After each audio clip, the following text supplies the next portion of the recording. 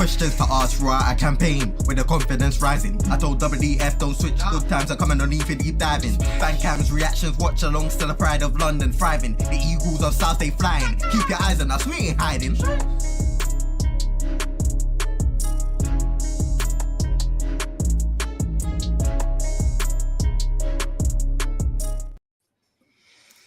Yes, guys, welcome back to Eagle Eye Football, and today we've got the Villa match preview. I am actually the only member of Eagle Eye Football on this show, but I'm outnumbered on my own show, so I don't get how this has happened. But Tristan, how's it going, man? Yeah, all good. Ready to go again this weekend. Can't wait for the away trip to Villa, which I'll be at for this weekend's match. So raring and ready to go, mate. All good. All good. Definitely. I already know you're doing a vlog for that. Yeah, for sure. I'll 100%. definitely be there in the lower tier. So check it out, people. It's gonna be good. Hopefully, if we win, of course. Oh, that's the thing. And we've got the Villa contingent here today, and big up Martin. He is Mr. Ghost Bunda himself, Mr. Leon Bailey Raps, Mr. Dancing. How's it going? All good. You know, same old, you know. Still caressing the ghost bundas, as they would say, apparently. Can you give us a little rendition? There you go. Oh man, but yeah, I'm looking forward to this game. But yeah, let's kick it off. I'll start with you, Martin. What's your thoughts on this game? Bearing in mind that in Crystal Palace's whole career since this 1861 that we've seemed to have trademarked now and ran with, apparently, according to Statman Dan yesterday, we've only won at Villa Park 3 times in our whole career. It was 91, 15, and then 13, and in else, the 60s, and once in the 60s. That's not a good reading, is it? It's definitely not. No, 3 times. I don't think Tristan knew that either. And I didn't you know know that. I hate it's only twice. And It's only I twice in honestly the last hate 32 years. Yeah. Like, I honestly hate superstitions when people go, oh, you know, they haven't beaten us for a while. And I absolutely hate that sort of stuff because, like, you kind of get a feeling like this is going to be their luck, isn't it? If people keep talking about it. I'd say Palace probably have a team that they haven't lost to for a while. And then if someone says something, you're probably thinking, You know what? It's not the fact of losing. It's a fact of, oh, you haven't scored a goal yet in the Premier League. Come play Crystal Palace. Sharda got his debut goal against Crystal Palace this season. Who? I think Sharda. They spent like £20 million on him. I'm sure that that Daniel James scored his debut goal against us for Man United as well a couple of years ago. So if you're a striker and you can't score goals or you've never scored a goal before, you will score against Crystal Palace. Well, Ollie Watkins has a good record against Palace, and funny enough, he hasn't been in form this year. Actually, he hasn't even scored a goal this year yet. So, going off your record, and that's another thing, though. If we're linked with a player or we're going to buy a player, but we don't pull the trigger, they always come back and haunt us. And we were going to buy Watkins, but Hodgson said he wasn't good enough. Damn. When he was at Brentford, 2020, innit? That year. Lockdown. And Hodgson said 3 he years wasn't ago. good enough. Yeah. I don't know whether it was Hodgson or whether it was Parish didn't want to fork out the 20 million. Probably Parish, but sounds like a Parish problem. Yeah, I can tell Tristan's raring to go on that subject. But he looks ready for a bruising, all right. Well, yeah, Martin, talk us through how you think this game's going to go from a Villa perspective. Well, I think we've won 8 home games in a row. You know, funny enough, one of them was actually against you. It was the very first game where we won 1-0, where Jakob Andersen scored an own goal when you tried to put him in ahead of Mings in your combined 11. And look what happened. That just backfired on you immediately. Don't get me wrong, I do like Crystal Palace. I do genuinely have a soft spot for Crystal Palace. But I just roped that one into Rich because, like, he's like, yeah, look what happens when you try to push him in ahead of Mings and he goes and gets himself an own goal, right? But like, funny enough, the 6 games out of 8 that we won in a row, we haven't conceded. We've only conceded 2 goals in 8 games in Villa Park in the last like 8 games, us winning in a row. And it's not like they're against poor quality positions. Like yourselves, we've beaten Spurs, Brighton, Newcastle. You know, the list goes on of who we've bet, and it's absolutely fantastic, you know, to make Villa Park a fortress, because for years, even under Smith and Gerrard before Emery came in, like Villa Park was like, no team was really afraid to go to Villa Park. Like they could play their football, they could do whatever, they could grab themselves a result.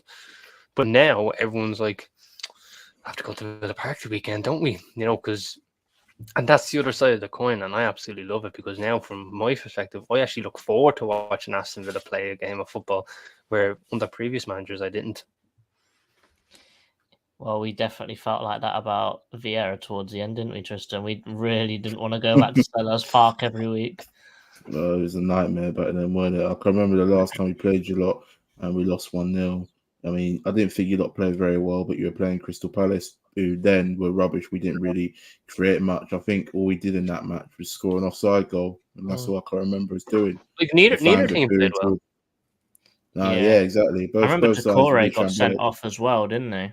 He got sent off for the tackle on Kamara, which set him out for a few weeks, Yeah, summed us up really then. So, you know, and that summed our record up with Villa Park. When you lot were saying that we only won 3 times there in our history, I couldn't believe it. I thought it was at least more than that. So, yeah, I could see why maybe some of the Palace fans have decided to boycott Saturday's game. If you're not seeing what's going on Twitter, I've mentioned it about us failing to sell out for a 3 o'clock kickoff away to Villa, which in my opinion is poor. And it's, you know, I'm not a big fan of it, to be fair. It's kind of annoyed me, to be fair, a tad bit, that we can't set up for a 3 p.m. kickoff in Birmingham, out of all places, from where we are in London. Do you know what I mean? So, honest to God.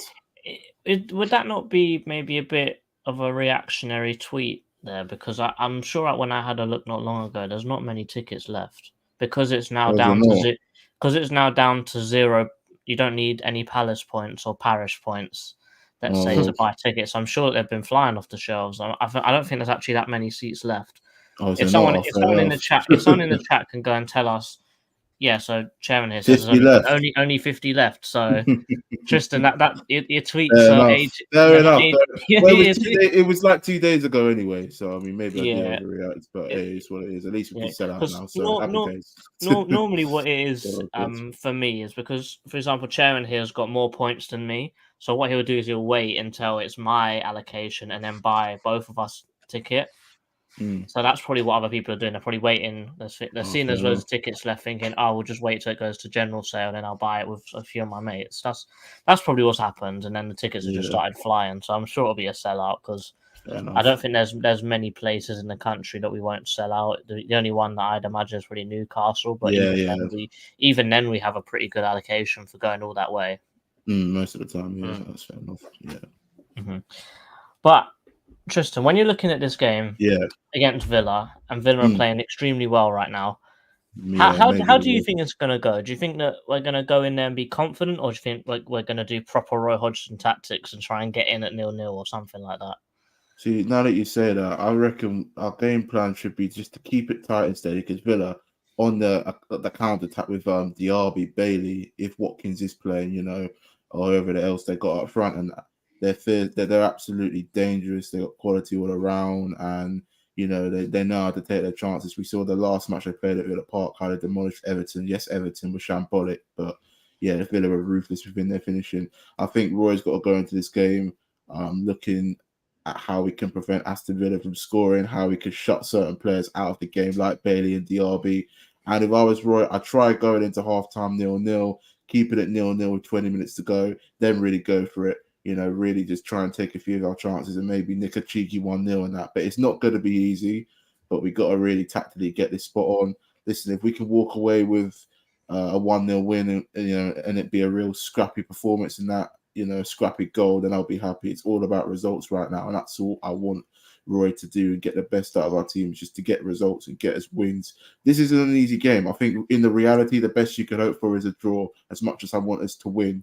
You know, Villa are massive favourites. They won 8 home games in a row.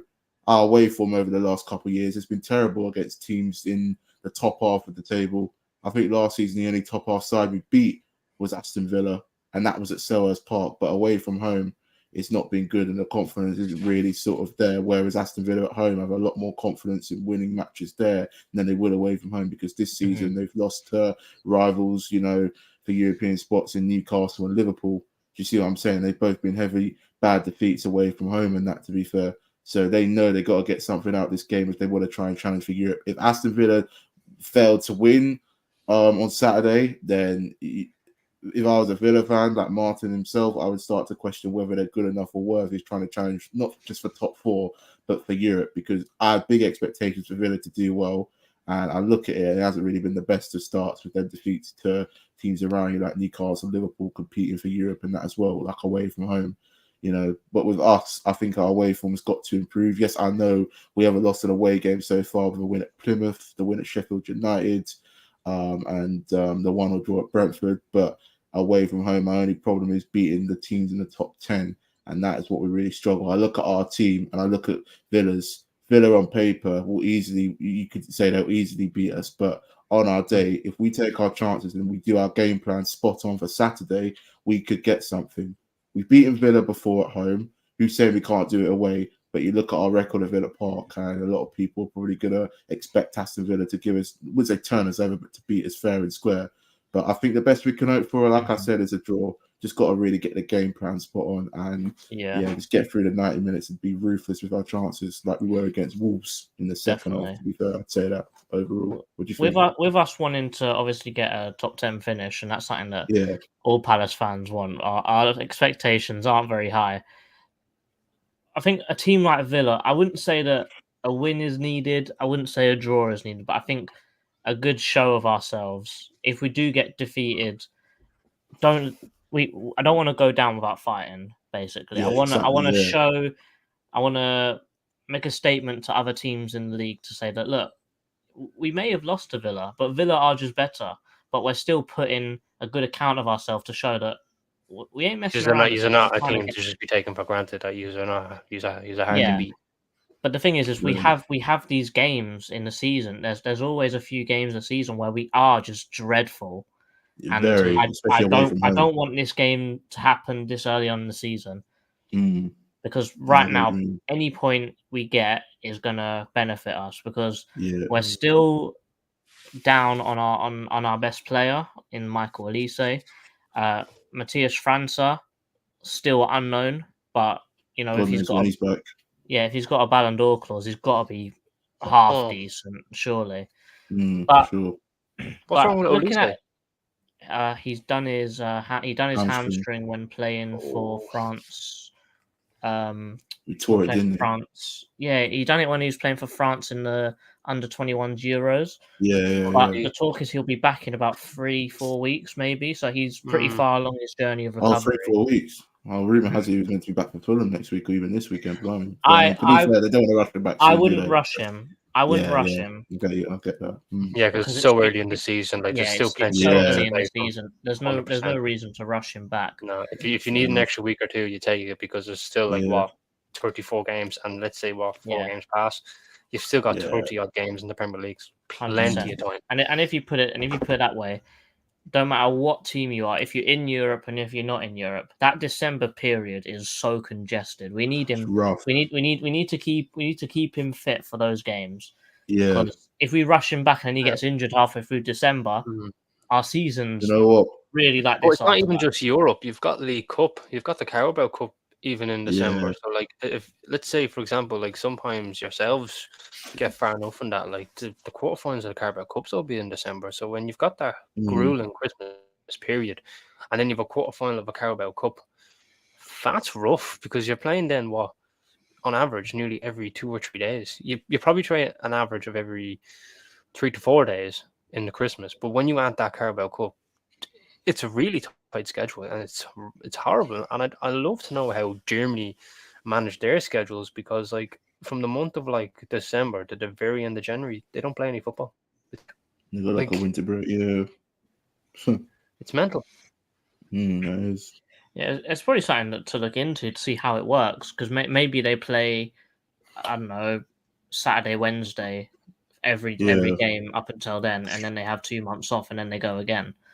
So it could be something like that. But Yeah, but the Premier League would miss out on too much money with that Yeah, stuff. Like, it's all of this TV money, all that Sky money. it's all who's going into the back pocket. You know what I mean? Yeah, it's all them people paying for that Ghost Bunda. All right, you probably need that for your next hair dye. Don't even start with me with a Ghost I don't Bunda. need no hair dye, big man. Man, you were pink in your living room. I was not pink. It was purple. There's a difference. Oh, see, that goes to show you know the color. Anyway, moving on swiftly. We've talked about how Villa play well. Martin, you watched a little bit of the Taxi Eagle yesterday, didn't you? Say that again. You watched a little bit of the Taxi Eagle show that we done yesterday, didn't you? I watched a small bit of it because I was minding my niece. I only got up to the point where did I get to? I think I watched like the first 10 minutes where you're on about like the history of like beating Villa and how you could break them down and all that, and you trying to predict our starting 11. Which, in fairness, if Carlos wasn't injured, that's probably a pretty spot on 11 that I probably would have gone for myself. But the fact that he is, you aren't too dissimilar. Like so, but yeah. So basically, the gist of the whole thing when we was talking about how Villa attack is it's very slow build up, and then there's a switch, and then it goes extremely quick. Are you in agreement with how Villa play while watching them? That's how you attack best? Well, what we like to do, we like to invite the pressure onto ourselves and literally on our back towards the pitch. So, like, we try to draw the press in, and we always have that split pass where you have a Douglas Luiz or Kamara who sits in the middle of the park, and he's got so much space that then we go, and it looks like we're on the counter attack, but we generally play from the back a lot.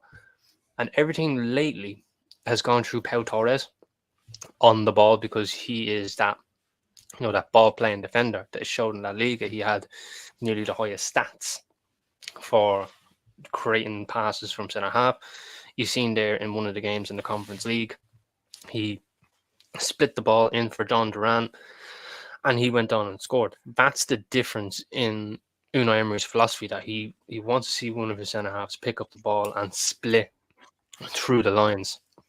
And you're right. We do tend to have a slow build up play because we like to be patient. And I'm a football coach over back here for Parkville, and we like to be patient when we attack, because if you constantly try to rush, you'll get punished, because the other team, all they have to do is, we can sit back. And especially a team like Crystal Palace, because you're very good at this, in fairness to you can sit back, let them have the football, let them try to rush, and when our chance comes, you take it, because the chances sometimes in some games for Palace come very far and few between, and you tend to take them because of the quality that you push yourselves in the counter. But in saying that, I think the way that we're playing at the minute, with all due respect, I do like Palace, but I don't really see us troubling us. A bit like Everton, they didn't trouble us at all. They were just kind of too easy. The Burnley game was way too easy. But the games against like a Newcastle and Liverpool, high pressing teams, that's where we need to address ourselves and maybe not play that high line. Where a team like Burnley, Everton, the lower ends of the table, you can play a high line, you can walk around different formations. But if you want to be challenging for Europe and everything else against the top teams, you need to kind of come up with a different idea. Results. Like getting the results. If you need to be the team to sit that little bit back, because we can do it. We've done it before. We've done it to Tottenham away. We've done it to Liverpool when we drew 1-0. We've done it to Tottenham. We've done it to Brighton. We've done it to Chelsea. But we were the ones sitting back, taking up all the pressure and catching them on the counter. And that's why we went on like this mad 10 to 11 game winning streak. And it would just be, I mean, in fairness to Unai Emery, he's kind of turning around and sticking to his gun. I'm playing the high line, doesn't matter who I'm playing against. But against the team, Liverpool and a Newcastle, they're going to expose that. So, but the likes of yourselves, you probably won't, because you aren't a possession-based football team. You aren't a team who wants to get your players running in behind. You are a team that like catches teams on the counter, and you just get your results that way. And it's worked for you so far, and it's really good. And sometimes it's entertaining to watch. But like I said, I don't really see you troubling us with the way that we're playing at the minute. Yeah, so you're not one wrong. thing that we definitely found when analysing how Villa plays is it's a very much of a takes one to know one. So how Villa break down other teams if you use that same tactic against Villa, you can definitely break them down. Yeah, exactly. The fact that they play this high line, if we've got someone like Decore on the ball, a nice diagonal pass or Anderson or anyone can hit that diagonal pass to IU or, God forbid, Schlupp. But if you have someone running in behind, to be fair, since Mings got injured, the only one's Conser. The rest of them are pretty slow. So how you guys play, where you get Watkins to run in behind, Edouard's been doing that for us this season. He's got especially against goals. Wolves. Yeah, he's got 3 goals in 4 games in the Premier League. 4. Oh, the Prem. Yeah, sorry. And to be fair, that is really good scoring form for any striker, let alone one for Crystal Palace. And that's sort of a philosophy that we've been trying to implement in. That's how Edouard works better. So if we can maybe try and do that more, yeah, exactly. The service. Eze's been giving out some great service so far this season. The thing is with Edouard's play, the long balls ain't going to work for him. Sometimes he'll score you the odd header now and then, but he's more the guys want to pass to, and he could just run sort of through defenders near the edge of the box, like the goal he scored against Wolves. So the second goal he scored to put us 3-1 up. Composure in that goal, by the way. Exactly. He's when you give him that service and you get him in them positions. Well, when he's in them positions, I should say, he's composed and he knows what he's doing. You know, he just needs the time, the space, and the quality. You know, if you give him a crappy ball, what's he going to do with that? But he does need to work harder. You know, there were times against Wolves where he gave the ball away far too much. You know, he didn't really track back for them. At home, sometimes, at home, most of the time, the Palace fans don't allow it and they sort of get on his back a bit. Hence why second half against Wolves, he came out firing and scored in 2 goals. Thing is with Edouard away from home, I know he scored that goal against Sheffield United in the Premier League, and we're talking about the Prem here, is he's under sort of less pressure because he hasn't got like a home crowd to sort of get on his back and kind of turn on him and that. You know, he's sort of if he gives the ball away, he's not really sort of stressing about it like he is at Selhurst Park when we sort of get on his back. Do you know what I mean? I think he's more deadly at home at Selhurst Park than he is away from home. But this weekend could prove me wrong, you know. But I just want to see a lot more from him because we know what he's capable of. You know, we know he's got the ability. He just needs to be more consistent. So far, he seems to be doing all right this season. He's had his up and down spells, but he's getting the goals. You know, he's taking his chances. That's what he's got to do on Saturday. You know, we want to see the best out of him. And another thing with our team as well is that Mark Gay is potentially going to be injured for this game. Yeah. And I'll propose this one to you, Tristan. I'm not liking what I'm going to say, but I feel like it's going to happen. What are the chances that you think Hodgson's going to replace Gay with Tompkins and he's not going to play Holding and he's not going to play Richards? That's what I feel like is going to happen. Martin's very happy. Who's going in there? Who's going in there? Who's going in there? Who's going in there? JC, if Roy does that, it'll be like it's just gonna give me Vieira vibes again, if you know what I mean. Like he's got Chris Richards, he's got Rob Holding. I played Chris Richards. He's played with Anderson before, and he had that good little run against Man United. And he's played 2 games for America. Yeah, exactly. Play him. Why would you play Tompkins? He's completely past it. He's like 34. He's nearly flipping 100 years old. For God's sake, like, you know what I mean? Just play Richards. He's got international experience. You know, when he plays for us, he does well. He doesn't put a foot wrong. He's more fitter than James Tompkins. That's really obvious.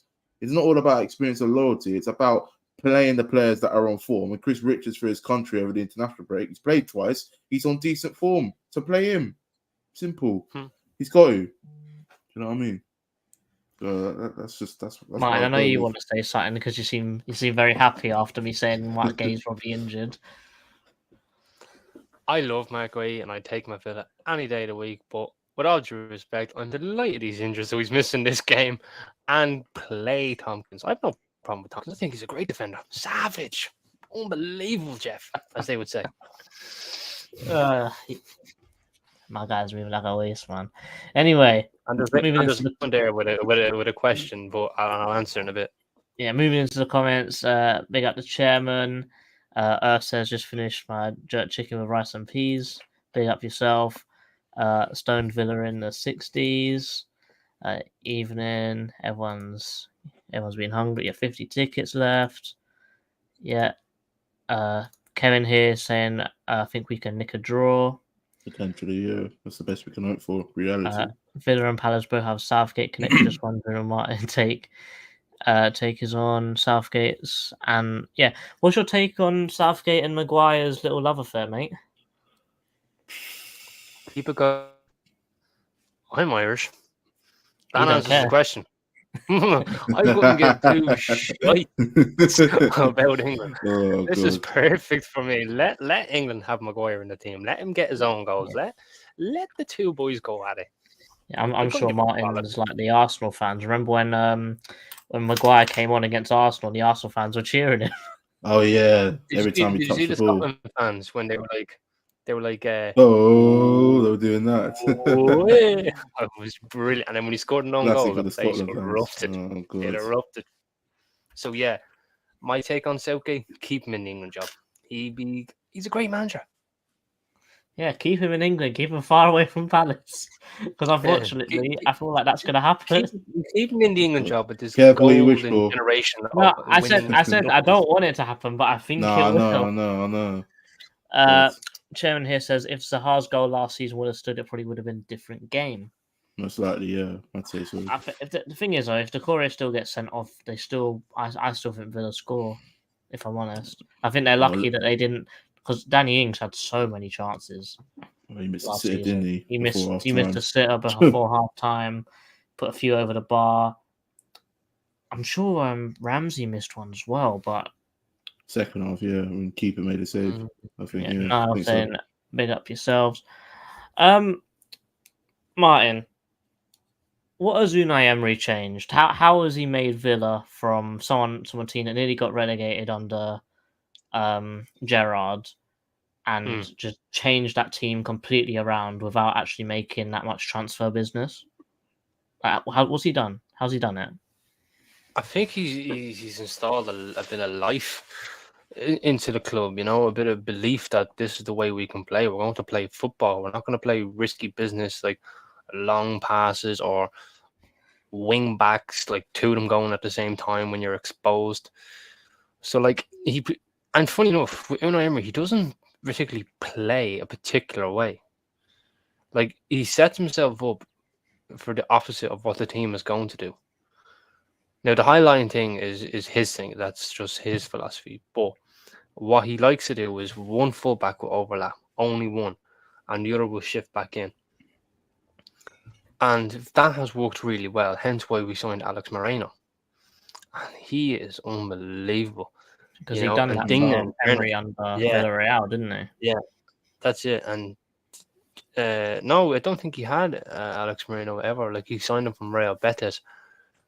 But Digne, he's performed really well at left back lately. Matty Cash, when he moved him to wing back with three at the back, he looks like a completely different player. And he's played McGinn in like the free role further forward the way he should be, like he has been for Scotland. It worked fantastic. I mean, a midfield partnership of Kamara and Louise. And funny enough, Louise wasn't particularly Gerrard's biggest fan.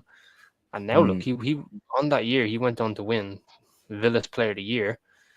He's easily the best player in the football club at the minute for me, because he's just been performing.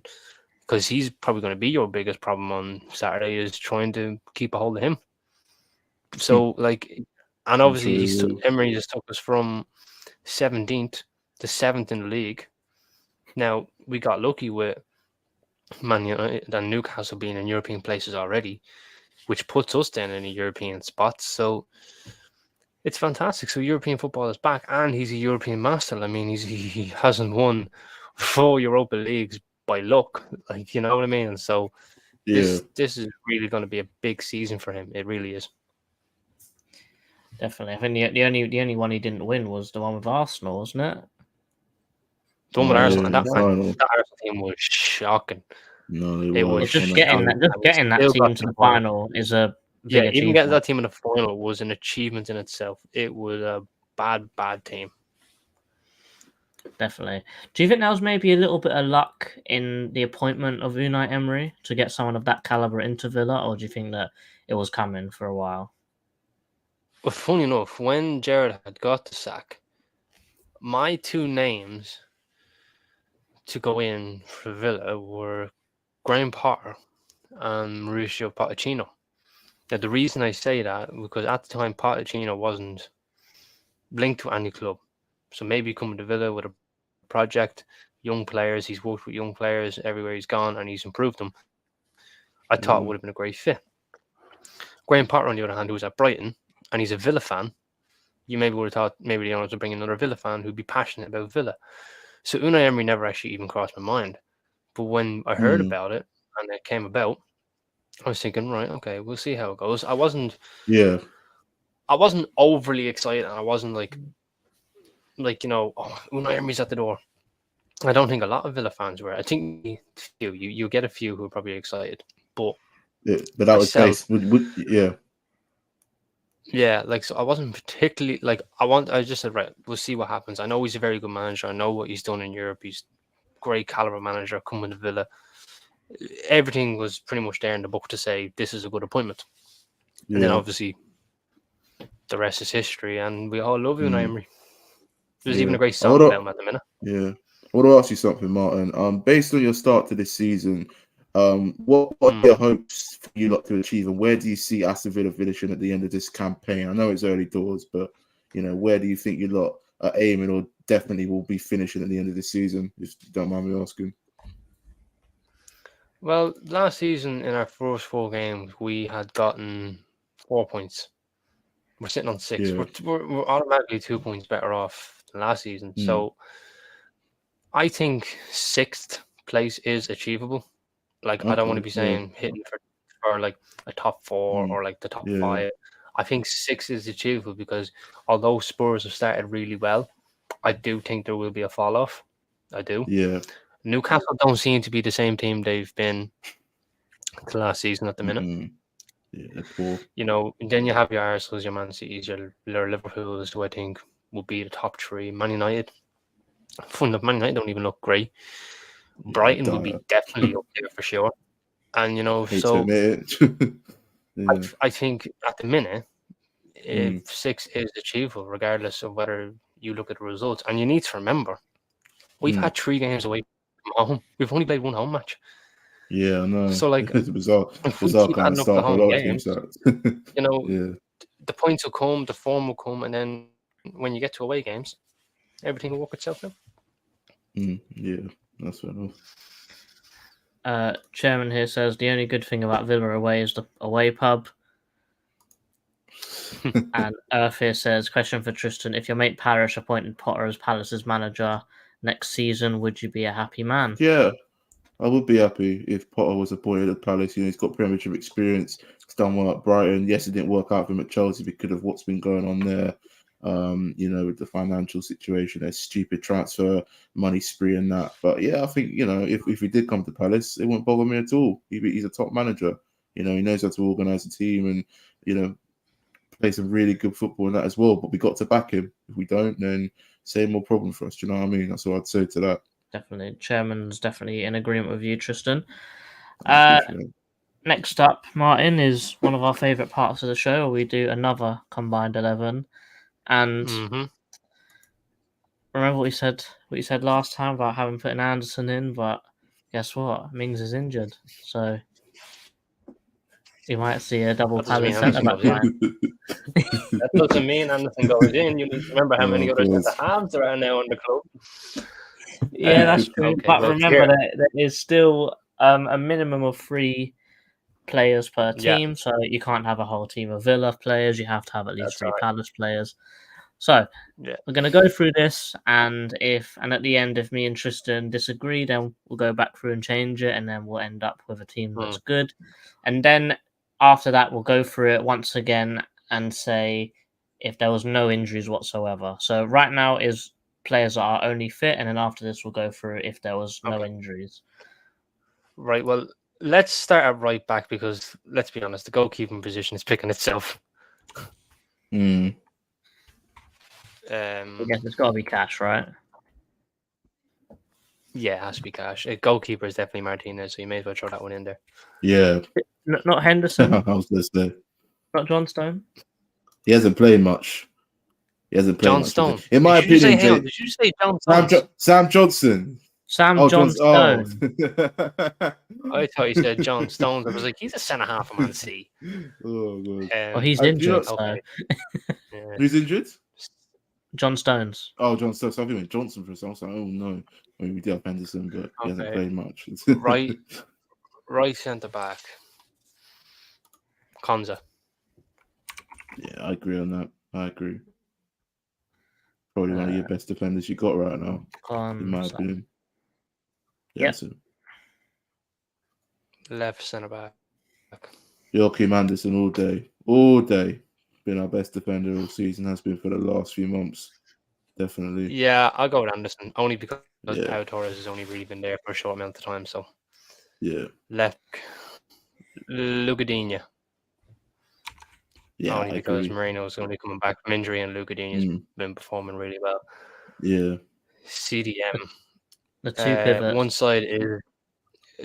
side is Luis. Yeah, I was going to say that as well.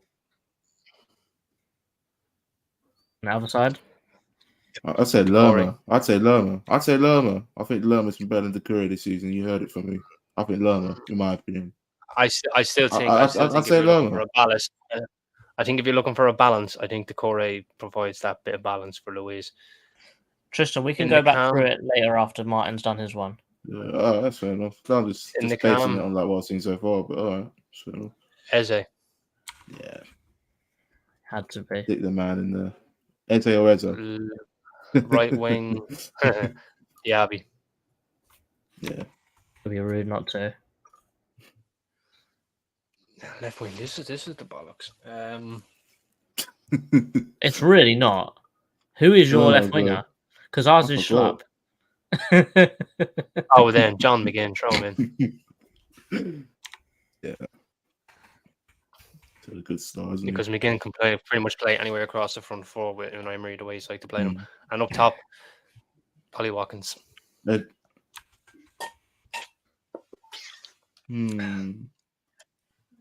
So, regardless of what you may think that Edouard has been on form, but you need to think about the work rate that Ollie Watkins is going to provide you off the ball.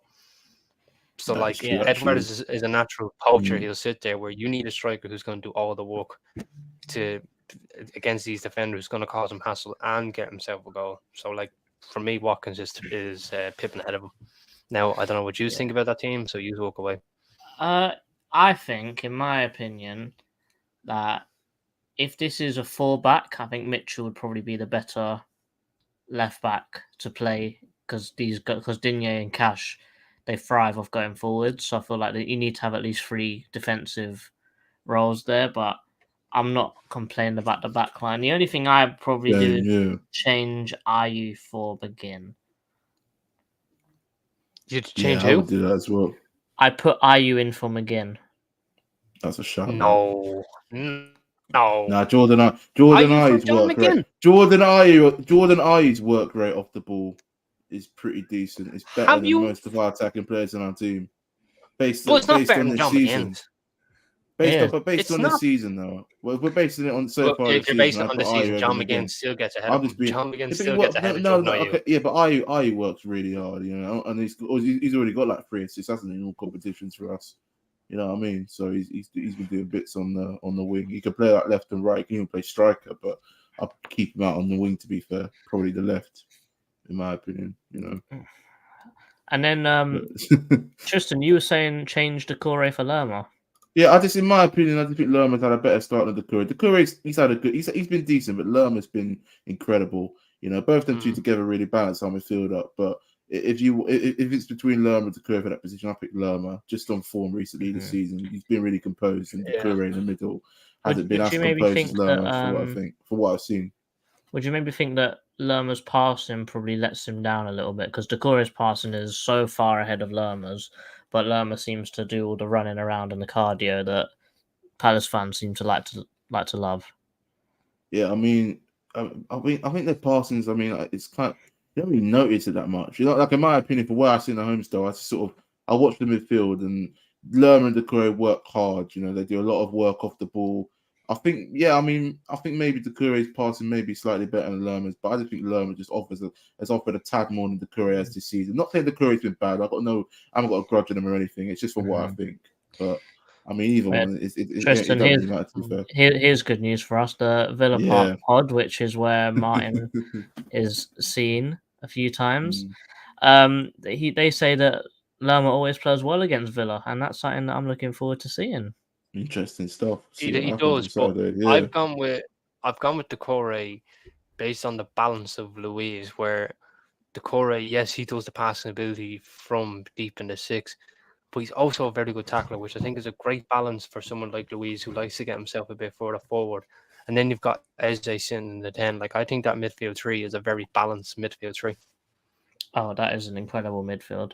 All right, let's go back through it again, but Without all the injuries. Everyone is fit. Right. Well, the left mid is getting changed straight away for Jacob Ramsey. For Ramsey, yeah? John Began. Yeah, Ramsey. 100%. Oh, good. What are you laughing at? He 100% gets in there.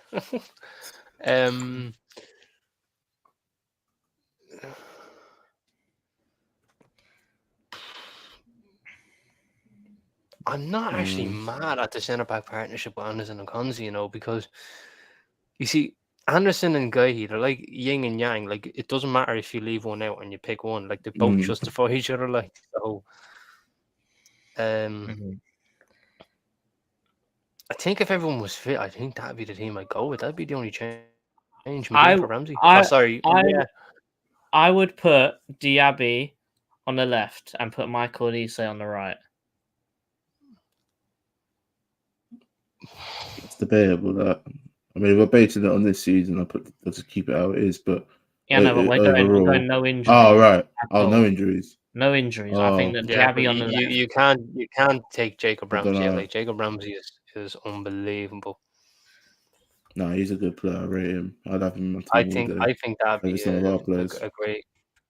I put Decore back in there. Yeah, Ramsey doing two jobs, is he? With his brother. Oh, I think that'd be the team I'd go with. I wouldn't change. That is a good team. No, I admit that. I think that's for me. That's the team. That's the one. A show. Yeah. Anderson or Gay, not really too fast. I think they're both as good as each other. Yeah, that's like yin and yang, isn't it? Really, like so. 100%.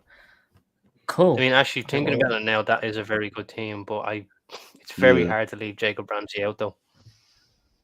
Super sub. Yeah. That's true. Next up, we're definitely going to talk about some score predictions because Martin, you need to put your score predictions in the Discord. I don't know if I'll get them all. Tristan, I'm not sure if you're a part of our predictions league as well. No. Villa Park Pod says, "What about Mings to you, Martin, instead of Konsa?" I do like Mings. I do. I think underratedly, Konsa is better than Mings. Underratedly, leadership wise, Mings is better. Ball playing wise, I think Konsa is better. That's my opinion. That's why we love the Villa Park podcast. We actually don't always agree with each other, so we're always nitpicking in our group chat like this and this and this. And the biggest talking point is always Ollie Watkins. You see Sam and George literally like this in the group chat. They're like two little cats fighting with each other. Well, it's funny because hardly any of us on Eagle Eyed Football agree with each other. So, same thing, but well, it's conversation. That's all it is. We just want to have a good conversation about football. That's it. Because everyone's opinion is valid. Yeah. Now get in the bin, man. Who are you? My channel. Anyway, let's go to some score predictions. So, after everything we've spoken about so far today, Tristan, what would you think the end result would be at the end of Villa Palace? Bearing in mind we've won there 3 times ever and twice in the last 32 years. I'm not gonna say we're gonna win because we'll probably get patterned like 5-1 up or something. Sorry, 5-1 or something. Yeah, I don't know. Yeah, but the best, like I said, the best we could hope for was a draw. So me being optimistic, I'll just go over 1-1. I bet Villa are gonna come out all guns blazing. I'll be, judging by our recent away record at Villa Park and in general against big sides, or not even big sides, top 10 teams in the Prem, hasn't been great, has it? Like, look at last season and that. Even the year before that, we only managed 4 away wins. the whole of that season with Vieira's first campaign. So yeah, I'm gonna say a 1-1. You know, it's probably not going to be that. You know, it's probably going to be some other type of score that isn't going to go in our favor. I'll be honest, but the best I can hope for is a point. Just got to battle hard and, you know, just compete and stay in the game. If we're 1-0 down, we're still in the game. If we could get something, you know, like if you can't win the game, make sure you can't sort of lose it. Do you know what I mean? At the point will probably be the best for us looking at this fixture, but judging the way both sides have started off this campaign, to be fair. So I'm going to say a 1-1. Martin, what would you predict? 3-0 Villa. Just going through it. Don't blame me for saying that. Yeah, like I just think with the way our home form is at the minute, and it's very hard for teams to score against us at Villa Park as of late, so I can see us winning 3-0. Fair enough. Yeah. Fair enough. I think for me, after delving into the game a bit more deeper in when we was doing Tactical, on Tactical I said 2-2. And I said that because one, I want to see a good game away from home from us, because we haven't done that in a while. Obviously the Sheffield United game was a good game, but we haven't really had a very high scoring game in a while in the Premier League. But you know, I just feel like because we're starting to play in that style of running in behind with Edouard, making chances out wide and cutting in, that is something that Villa have struggled with. And I can see that both of us using similar tactics against each other. And, you know, I think there's goals in this game. So I'm thinking 2-2. I'm going to be optimistic and say that we're going to get a draw out of it, but I wouldn't be surprised if it's 4-2 Villa, 4-1 Villa, for example. So that wouldn't surprise me whatsoever, just because the quality man for man is just so much higher in that Villa team. Fair prediction. Yeah, it's pretty spot on. Type of it, yeah. But yeah, other than that, I think that's it. Anything else that you guys would like to discuss before this game? No, well, I was going to talk about the Palace attendance, but I think that is nearly a sellout. So I mean, I'll just keep my mouth shut for now. Yeah, that's probably the best thing to do right now. Oh, God. But yeah, man, I'm looking forward to this game. Really, it's always a good game against Villa, apart from last season. But you know that something always happens. There's never been like a Palace Villa game where there hasn't been some sort of controversy or something weird happening. Like I remember when we lost against Villa on, was it New Year's Day, and they had 10 men, but they still beat us 3-0. I think it was St. Stephen's Day. It was the day after Christmas, St. Stephen's Day. Boxing Day, yeah. Yeah. It was that day, yeah. And then we call it St. Stephen's Day. Oh, right, I didn't know that. Fair enough. Yeah, not this English literature I use called Boxing Day. That's Stephen's Day. And then what was the other one? I think Sacco scored a goal, but they ruled it off for handball. Oh yeah, the lockdown one. That was the game that Villa won. That was so obscure. Like he headed it, but the hand was here the way he headed it and just hit someone. Apparently, no, lads. Apparently, this is a handball. This is classified as a handball. I mean, do me a favor. And then you know what's mad? He thinks he's touching his arm. He's still touching his shoulders.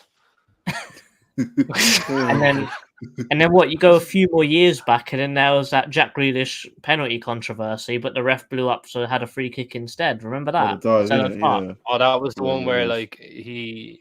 You know what's funny? I actually remember that I was outside the box, and I remember that like he fell because he passed the ball, but he didn't make an uproar for a free kick or nothing. Lansbury goes and scores. The ref blew whistle already for a dive. I'm kind of going. Yeah, exactly. There's always something going on in this fixture. Decore getting sent off last year, like something's always happening. So the offside goal by Will. Yeah, we could be seeing a blockbuster, but I doubt it. Yeah, there's always a talking point. Even the one when you bet us 3-1 in Selhurst, Mateta scored. Yeah. Oh yeah.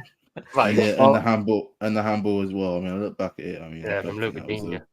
exact pen, Yeah. but hey, we'll Wasn't take the wasn't penalties. that the game where IU spun Mings and scored right at the end? No, right? no. That was Or last was that- season, the 3-1. That 1-0 one was 2019 of August, the season before lockdown. Yeah. That was 2-1. Yeah, you bet it was 2-1. No, the 1-0 when we won 1-0 when I scored. I think that's Oh, the 1-0, yeah, Jersey. whatever score was. He's won anyway. Yeah, true. Well, that's a good result then. And let's hope we get another one. But Hopefully. guys, the formalities as always. Martin, thank you very much for coming on. Please shout out yourself and your podcast. Yeah, so you'll find me on the Villa Park Podcast. We're on Twitter, which would be at Villa Park Podcast. And there's mine right here. CJC, who I point the right way. Oh, you went the wrong way. I went the wrong way. Oh no, That's the right way. That's the wrong way. That's the wrong way. Hardly. That's the wrong way. Yeah. I'm pointing at it. Oh. Anyway. Trust me, watch your back. That's getting clipped. Yeah, I'm writing it down now. Find me, 50 minutes. Find me here 50 minutes. at Marto Leonardo on Twitter. That's mental. That's shocking. That's shocking. That's Tristan, same thing. Let's see how your pointing skills are. There you go. See, Tristan's got it. Tristan's got it. Yeah, that's my channel down there. Tristan and 3 CPFC vlogs and that. You've Got a done it vlog coming again. out this Saturday. Maybe it's his perspective. I don't know, but yeah, subscribe to my Tristan, channel. you got it right. Don't worry. Subscribe to my channel. There you go, right there. Road to 3K subs. You got it wrong again. Hopefully we could. Funny. Hopefully we can get to 3K subs soon. But yeah, just subscribe to my channel and yeah, all sorts of content. Yeah. Well, guys, thank you very much for watching. Clearly, Crystal Palace are 1-0 up against Villa after Martin's shocking pointing skills. I was just taking the piss out of you by going, see how I point this way. No. You see how this guy's trying to change this up. Anyway, guys, thank you very much for watching. Like, share, subscribe. Definitely check out Tristan's vlog when it comes out. Yeah. I'm not making the journey there myself, but maybe we might do a watch along or something cool. But you never know. Anyways, guys, as always, up the Palace. Up the Palace. You go.